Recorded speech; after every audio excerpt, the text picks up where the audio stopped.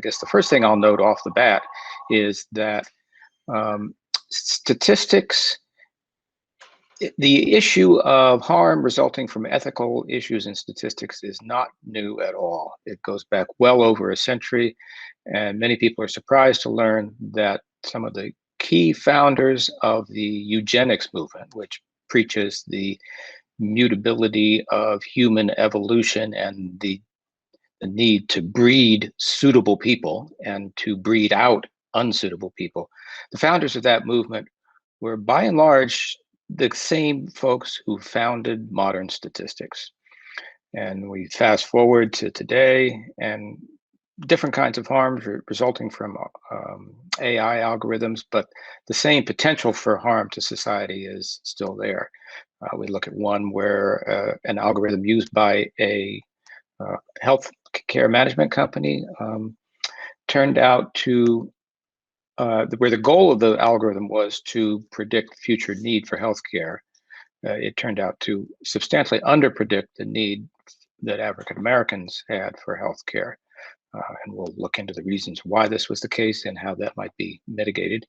Another one we'll look at is an algorithm that is used to predict the probability that a convicted criminal will commit further crimes in the future.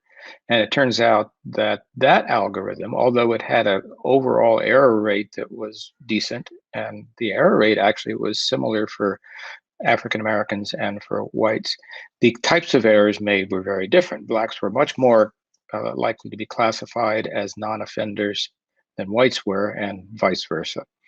Grant, do you want to talk a little bit about the framework that we'll be using to assess these instances of harm and trying to mitigate them?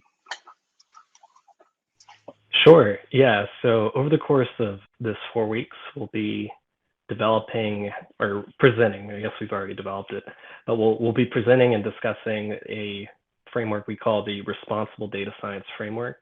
And basically what this is an augmented data science modeling production process. You can think of it as something like, say, some people who listen to this, maybe you're familiar with CRISPR-DM or other sort of normal analytic pipelines where you get you specify the business problem, you get the data, you clean the data, you model, and then you iterate back through.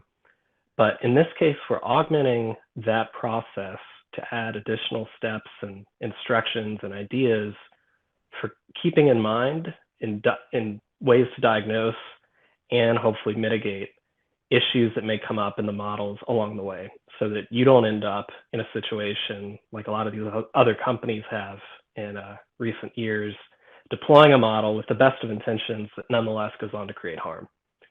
So that starts with basically specifying the problem well, making sure that you're solving the problem you think you are, and then moving on to data, making sure you have the right data and that it's diverse enough. Then you move on to the modeling, and we'll discuss that later. And finally, we audit the model. And all this will be covered in the course.